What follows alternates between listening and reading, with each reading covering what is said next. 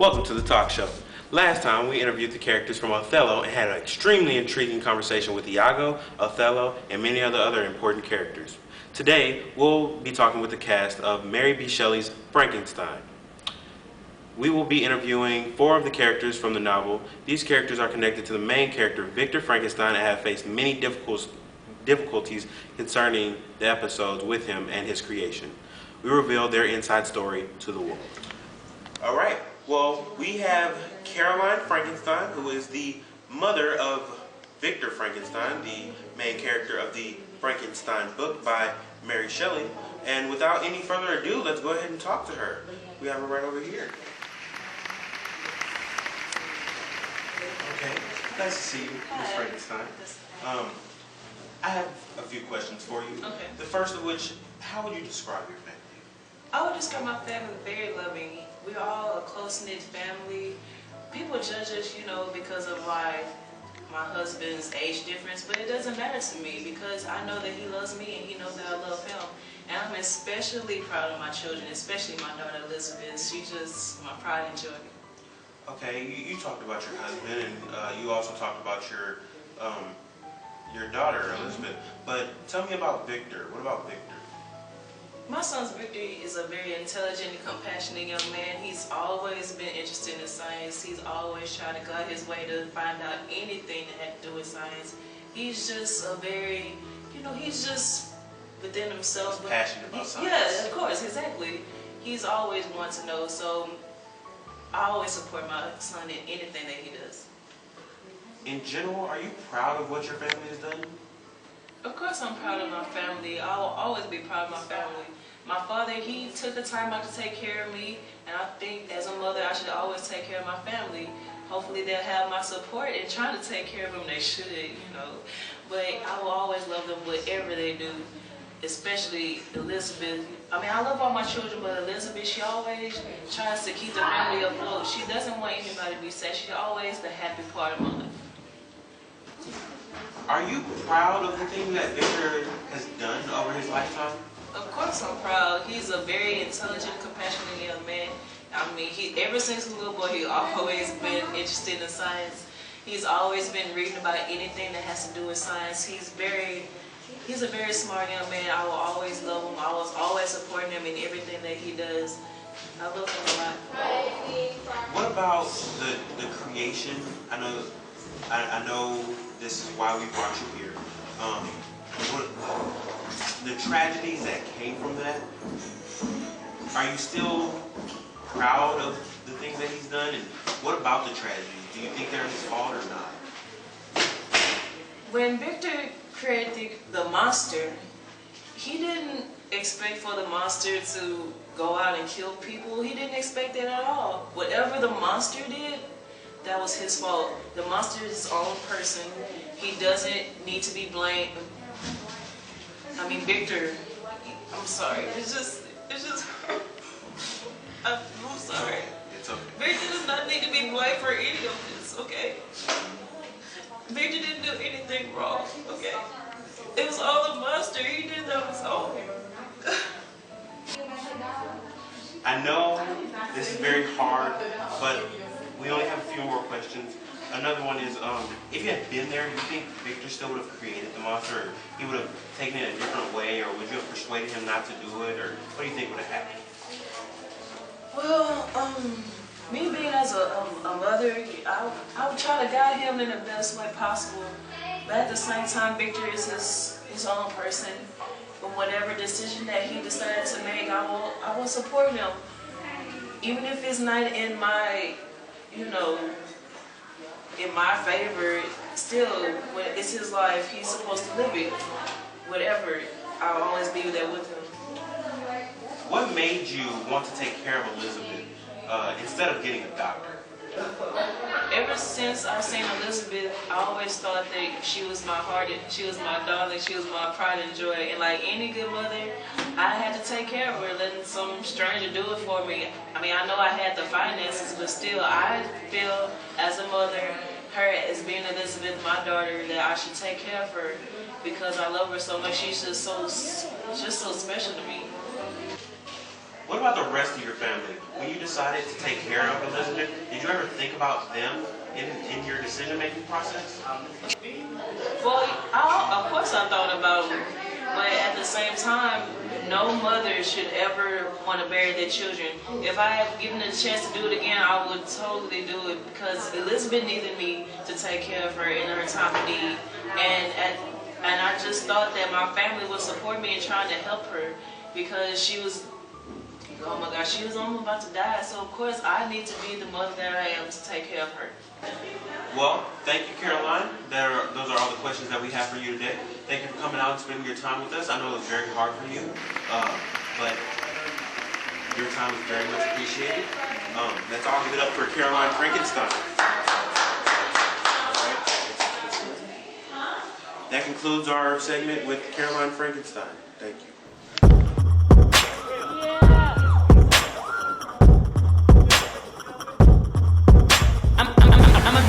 But I'm a sucker for love like I'm an addict. Girl, I really love the way you're looking at me. So I'ma show you the meaning of what a man is. I'm nasty, I go zoom zoom. Man, the speakers in the trunk go boom boom. I can give it to you faster or slow.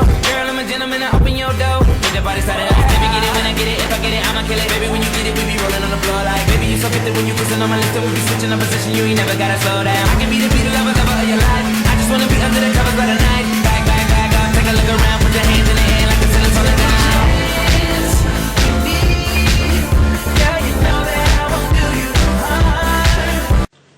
Next on the talk show, we'll be talking with Henry Clerval, who was Victor's best friend throughout this entire ordeal. We're going to be asking Henry a couple of questions, so let's all give him a big round of applause.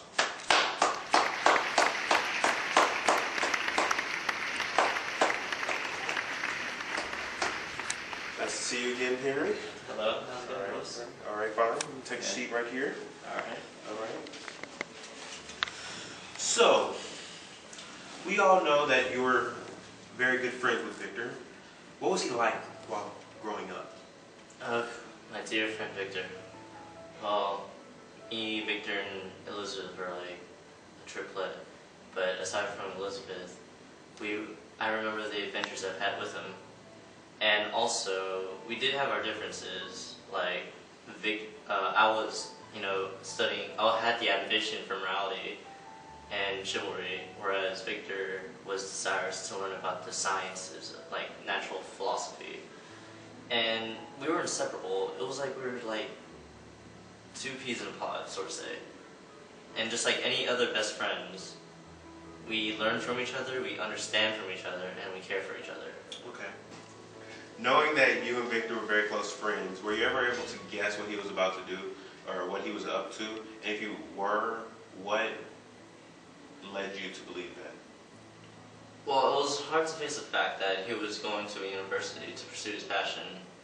And I knew Victor as a reclusive type. He didn't know it, but I observed from him. And basically, when he gets caught up in things, he drowns everything surrounding him out and just focus on that one thing alone. So he's very self-absorbed, self-centered? You could say that. Okay. And basically, I knew that, he wanted to like keep his privacy to himself. Right. And so as a friend, I want to like give that privacy some, like I would give him some privacy. Right. And then I would have thought that he would actually, create life into inanimate beings, inanimate dead body parts. Right. But, that's something he wants to, do, and he wants to like keep it secret. Right. And so I'm gonna be there, I just want to check up on him, make sure if he's doing all right, and whatever he does, he'll do it to him, and he'll do it away like for himself, and like I'll just go to where my ambitions attend to, which is the languages and my studies in morality. Okay. Did you really even think that he could do something like that? I didn't think so. Okay. Yeah, I would have thought. If you had known of the actions that Victor had taken and the consequences that had come from those actions, do you think you still would have been as loyal to him throughout this entire process? Well, loyalty is something I abide to, and Victor and I are dear friends and companions. So why would I let my friend feel, guilt or pain? I feel that I'm like a big brother to him, and as a little brother, if he does the mistakes that he's done and like fall into a hole, I should be able to encourage him and be able to be the rope that gets him back on top. Right. Okay. We all know that you were side by side with Victor, especially when he was very depressed and deep down in like you said, the hole that he was in. If you had the ability to or the chance to go back, would you ever would you try to assist him more? And if you were, what kind of assistance would you give him? Okay, so before, when I didn't knew about the whole creation incident, I was basically the one that was there to support him by tagging along with him, to be there for him and make him feel, a little better. Right. Trying to make him feel better about his person. But if I were to be told about the whole incident, then I would have some more suggestions to say. Like, I do not want him to be so caught up with this problem by himself, so I want to make him confront his problems, but with me in it. Right. So my suggestion right now is that I should tag along with him, and we're going to find the creature, this being. And I know Victor too well, and I know that there's going to be two things, right, when he sees the being, the creation. And he's going to act rash. He's really irrational. As we all know. Yes, so the two types is that he's going to be lashing out with hatred of the monster, or that he's going to be frightened and run away. And I'm there for him as to control his actions and be a mediator for both of them. So if I was to talk, he'll stay there and listen in on to understanding the creation's point of view. Right. And I'm just going to be there so I could, make them cooperate a little better. Right. All right, we all know that you helped Victor, and you were very willing to help Victor. Would you have helped the monster how you helped Victor? Well, my initial reaction to the monster was that, of course, he's like a horrendous-looking being. But then, when I thought about it later on, I thought to myself, well, you can't judge a book by its covers. So, with that in mind, I kept a calm and open mind and would go straight to him. And if he asked for any assistance, I would abide to it. But not for his own sake, but for Victor's, since I'm more concerned of Victor's problems. And since his conflict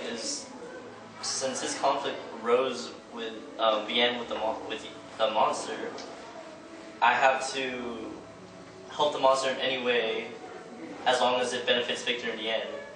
Although, since Victor despises the monster, he might think that I'm betraying him, that he might get mad at me. But I have to reassure him that it's all for his good, in order to support him and encourage him and be able to be the same Victor that I once knew. Okay, I know you and Victor have been through a lot together, but after all the mistakes that he's made, can you be completely sure that he's still worthy of your loyalty? Well, why wouldn't he be? We've been friends through thick and thin. We were childhood friends and all that. And if I were to separate that loyalty, that little connection between us, then what would make me? I would be a horrible friend, and that will not be acceptable. Right. Best friends till the end. All right, well, that's all the questions that we have for you, Henry. Thank you very much for coming out with us. Okay, no problem. You can exit right this way. All right. All right. So, round of applause for Henry Clerval. Calf care, turn your hair from nappy to silky smooth. All right. Run your fingers to some calf care to get it home. Run your fingers to some calf care.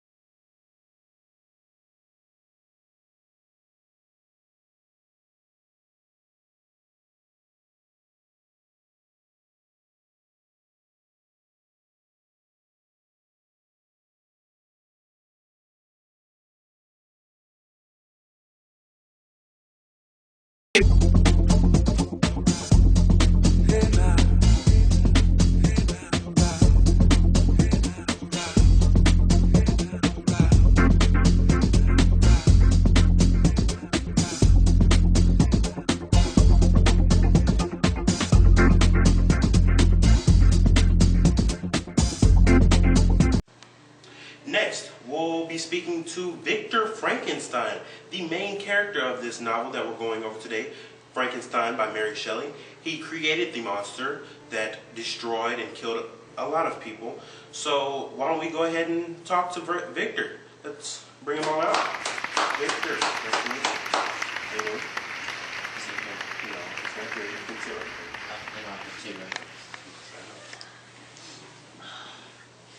there. Okay, Victor. We'll be asking you a couple of questions. Is that fine with you? Yes, yes, indeed. Okay. First, how would you describe yourself as a scientist? My life as a scientist is very, very ambitious. You see, I've been dealing with the ambitions of I've been pursuing natural philosophy, and then lead to that fateful incident. And basically, my life as a scientist is I want to help society be better in a way of my own image. During your research, did you ever stop to consider any complications or other kind of responsibilities on your part or consequences of any sort? It wasn't my fault. It was uncontrollable what I had done, because basically my work was solely based on helping the community to be better, but everything was ruined because of that wretched being, and I guess fate had it out for me. Would you have given a name to a monster so it'd be easier for you not to despise him as much? Why would I give him a name? Why would I give this horrendous being a name fitting enough to make me feel happy? You know what I mean? Like, what would I name him? Frankenstein? No. That would be a huge shame to my own name. Why would I give this being my own name? And his features, everything I despise about him, makes me feel that a name is not even suitable to make me feel better or happy. What would you change, Victor, about the incidences that happened other than not creating the creature? Well, it would be when the time he started killing all my loved ones. If I hadn't tossed away the only chance of making that monster happy, then maybe all of this wouldn't have happened. So you're telling me you would have given him what he wanted? I would have, but then I slowly realized that what would happen if the second creation I made was not to the expectations that the first one wanted. He would then slowly come back me with other spite and anger, and then make my life a living hell. So you were stuck between a rock and a hard place, pretty much. Yes, I was. What could you have done to avoid the deaths that of the people that you cared about? Why didn't you tell anyone that you created this monster? And were you ashamed or too self-absorbed to think that they wouldn't understand? If I did, then every person will think that I'm crazy. I couldn't tell them to my dear friends because I want to protect them. And they don't have to worry about it. I can't even imagine what they would think if they found out. I felt that by not telling anyone, that would be the best for the community as a whole, and it would help me be able to deal with the monster alone. If others were to get involved with this matter, there would have been a lot of more bloodshed, and it would be because I opened my mouth and told everyone that I created a monster. I know many of the people that you love died in this horrible, horrible, horrible incidents with the monster, but did you ever really care for Justine despite the fact you did nothing to help her in her time of need? Well, Justine was someone I cared enough for and thought was part of our family. And basically, she did tell me herself after the whole accusation of her that she wanted to have this. And what good does it do me if she can't get her own happiness? You know She wanted to be saved. Yes. from her own justification. Right, okay. Well, do you think you're to blame since you created the monster, or the creation as some people like to call it? But do you think you're to blame for the creature's unhappiness? Well, I did create the creature, but his unhappiness solely came from himself. He has the ability to think, he has the ability to learn, and he has the ability to make himself happy. And what am I supposed to do? I ran away in fear, and he was there to learn the things in the world. You know, couldn't he think of getting other happiness and other satisfaction?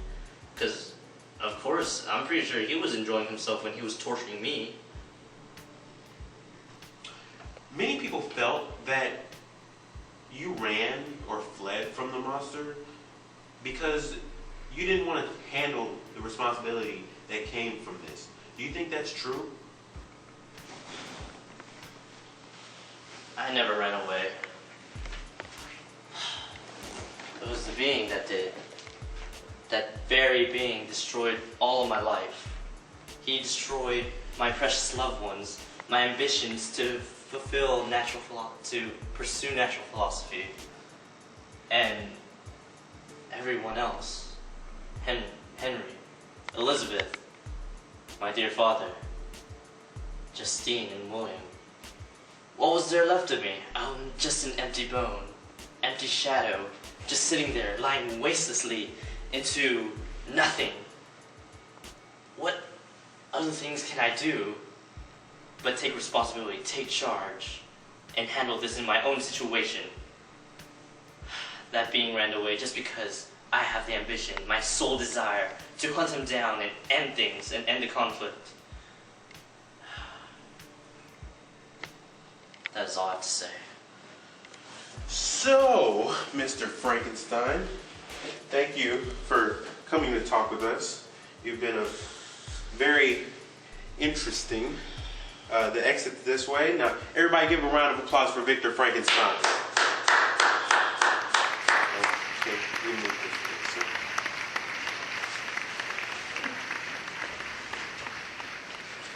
so. Well, that's all for Victor Frankenstein's interview. Thank you all for listening to this compelling segment from the characters of Frankenstein. Next time we'll have a discussion with the characters from the novel Their Eyes Were Watching God by Zora Neale Hurston. It will deal with the leading character, Janie Crawford, and her trials. Also, before you close, if you all look in your backpacks, you've gotten a free copy of Mary Shelley's Frankenstein, so you can all read the wonderful journey that Victor and the others went through.